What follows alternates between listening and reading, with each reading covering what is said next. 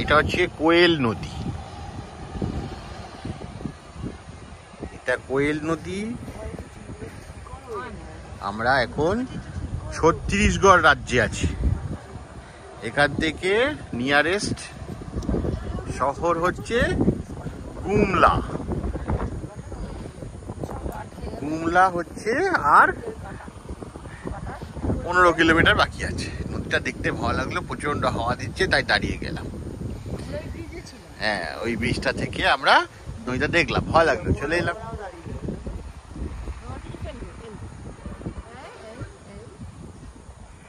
এই রাস্তাটা দিয়ে চলে এলাম।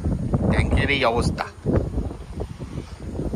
যা বৃষ্টি যা বৃষ্টি, ট্যাঙ্কের এই অবস্থা পুরো সাদা হয়ে গেছে।